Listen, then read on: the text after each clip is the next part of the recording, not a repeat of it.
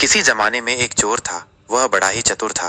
लोगों का कहना था कि वो आदमी की आंखों का काजल तक उड़ा सकता था। एक दिन उस चोर ने सोचा कि जब तक वो राजधानी में नहीं जाएगा और अपना करतब नहीं दिखाएगी, तब तक चोरों के बीच उसकी धाक नहीं जमेगी। यह सोचकर वह राजधानी की ओर रवाना हुआ और वहां पहुंचकर उसने ये देखने के लिए नगर का चक्कर लगाया कि कहाँ क्या कर सकता है। उसने तय की कि राजा के महल से अपना काम शुरू करेगा। राजा ने रात दिन महल की रखवाली के लिए बहुत से सिपाही तैनात कर रखे थे।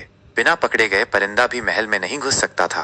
महल में एक बहुत बड़ी घड़ी लगी थी जो दिन रात का समय बताने के लिए घंटे बजाती रहती थी।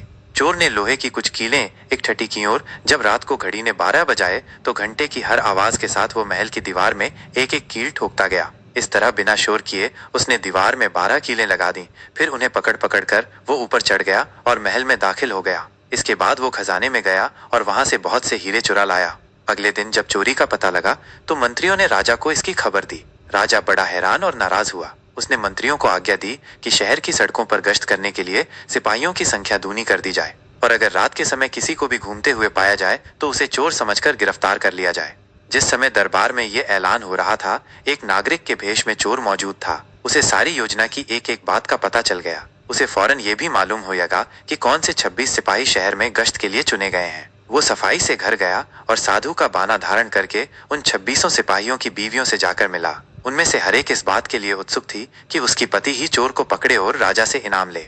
एक एक करके चोर उन सबके पास गया और उनके हाथ देख देख कर बताया कि वो रात उसके लिए बड़ी शुभ है। उसक पति की पोशाक में चोर उसके घर आएगा, लेकिन देखो चोर की अपने घर के अंदर मत आने देना, नहीं तो वो तुम्हें दबा लेगा। घर के सारे दरवाजे बंद कर लेना और भले ही वो पति की आवाज में बोलता सुनाई दे, उसके ऊपर जलता कोयला फेंकना। इसका नतीजा ये होगा कि चोर पकड़ में आ जाएगा।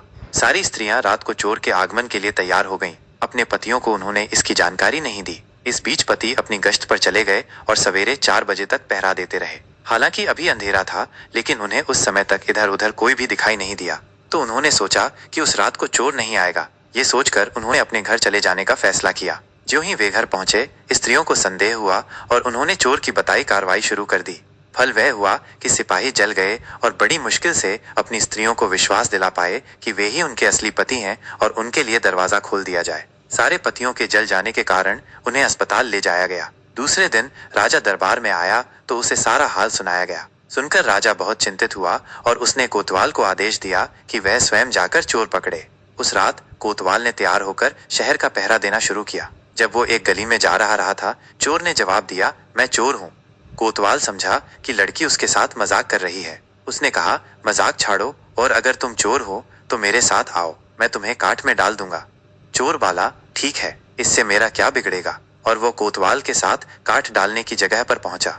वहां जाकर चोर ने कहा, कोतवाल साहब, इस काट को आप इस्तेमाल कैसे किया करते हैं, मेहरबानी करके मुझे समझा दीजिए। कोतवाल ने कहा, तुम्हारा क्या भरोसा, मैं तुम्हें बताऊं और तुम भाग जाओ तो। चोर बोला, आपके बिना कहे मैंने अपने को आपके हवाले कर दिया है, मैं भाग क्यों जाऊंगा। कोतवाल उसे ये दिखाने के लिए राजी हो गया कि काट कैसे डाला जाता है। ज्यों ही उसने अपने हाथ पैर उसमें डाले कि चोर ने झट चाबी घुमाकर काट का ताला बंद कर दिया और कोतवाल को राम राम करके चल दिया।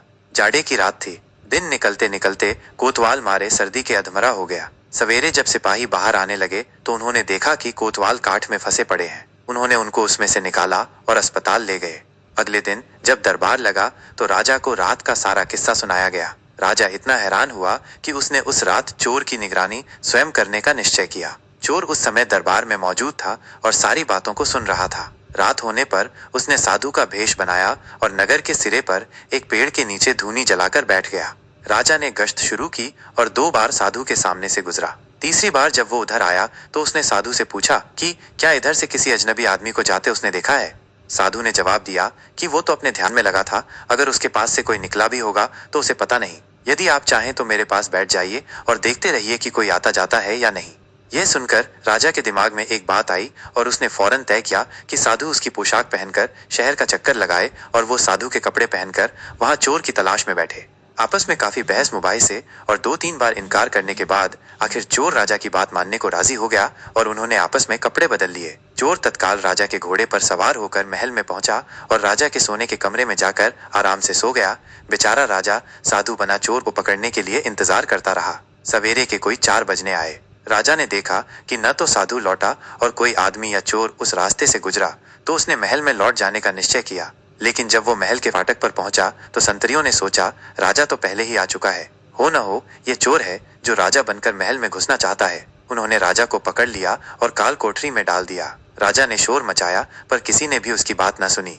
दिन का उजाला होने पर काल कोठरी का पहरा देने वाले संतरी ने राजा का चेहरा पहचान लिया और मारे डर के थर-थर कांपने लगा। वो राजा के पैरों पर गिर पड़ा। राजा ने सारे सिपाहियों को बुलाया और महल में गया। उधर चोर जो रात भर राजा के रूप में महल में सोया था, सूरज की पहली किरण फूटते ही राजा की पोशाक में और उसी के घोड़े पर रफू चक्कर हो गया।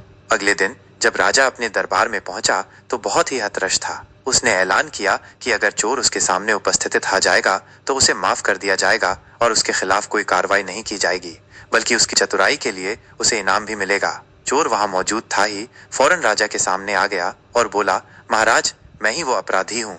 इसके सबूत में उसने राजा के महल से जो कुछ चुराया था वो सब सामने रख दिया, साथ ही राजा की पोशाक और उसका घोड़ा भी। राजा ने उसे गांव इनाम में दिए और वादा कराया कि वो आगे चोरी करना छोड़ देगा। इसके बाद से चोर खूब आनंद से रहने लगा।